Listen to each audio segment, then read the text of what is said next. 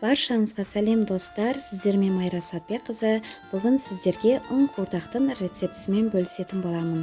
Бұл тағамды әркім әртүрлі атайды, нан палау дейді, нан қуырдақ дейді. Негізі Моңғолияда өте көп жасалады. Цуйван деген атпен белгілі. Барлық құрамдарын видеоның астына міндетті түрде жазып қоямын. Видеоны соңына дейін қараңыздар.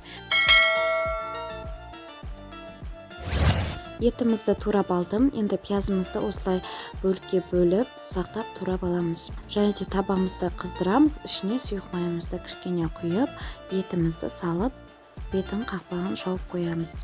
Етімізді алдымен жақсылап қуырып алатын боламыз, және де көкөністерімізді турап дайындап қоямыз. Перецті осылай жіңішке ұзын бөліктерге бөлеміз. Сәбізді ұсақтап турау үшін алдымен жіңішке дөңгелектерге кесіп аламыз, сонан соң оларды соломка ретінде турап шығамыз.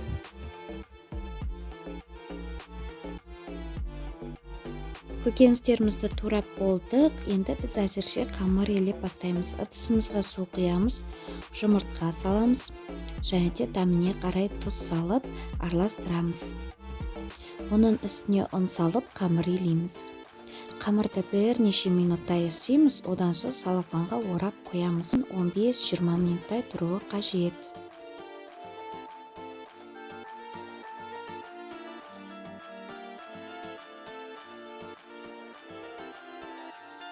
Оттың асты орташа шығып тұр. 15 минут бойы қуырылды. Енді ұсақтап туралған пияз саламыз, тағы да жақсылап араластырамыз.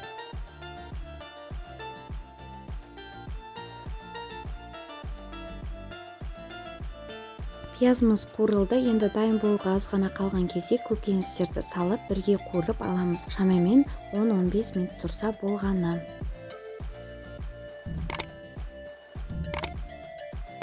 Егер біздің суымыз таусылған жағдайда үстіне қайнаған суымызды құйып, тағы да 10-15 минут қайнатуымызға болады.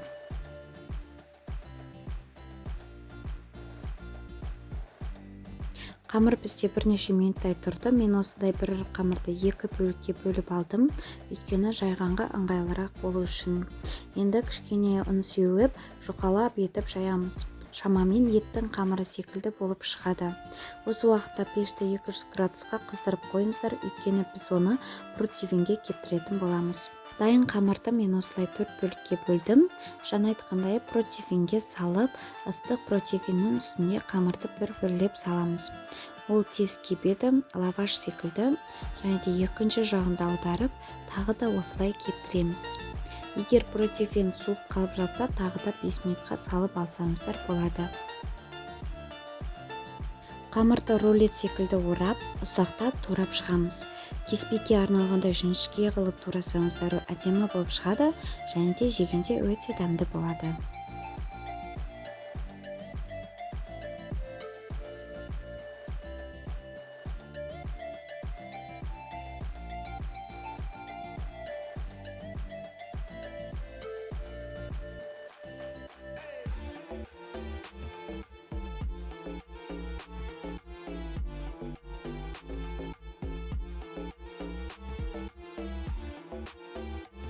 Менде табағым кішірек болғандықтан үлкенірегіне ауыстырдым осылай.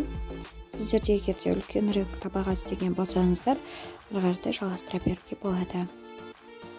Араластырамыз, ал енді үстіне дайын болған кеспені саламыз. Кеспені салған соң араластырмаймыз, қақпағын жауып, бірнеше минуттай ұстайтын боламыз. Мен шамамен 15 минуттай ұстадым. Егер де суы аз болған жағдайда үстіне қайнаған су құйсаңыздар болады. Және де міндетті түрде бірден араластырмаңыздар, бетін қақпағын жауып қойып, одан кейін барып, арасында бір ашып араластырып қоюға болады. Дәміне қарай дәмдеуіштер салуға да болады. Мен осылай лаваш жапырағын қостым. Өте керемет болып шығады. Ароматы да, иісі де, сөзбен айтып жеткізе алмаймын. Міндетті түрде жасап көріңіздер. Қараңыздаршы, қандай әдемі болып шығады. Негізі менің байқағаным, нанды алдымен кептіріп, одан соң осылай етпен қуырса, ерекше дәм болады екен. Егер жеп көрмеген болсаңыздар, міндетті түрде осы рецепті қолданып көріңіздер.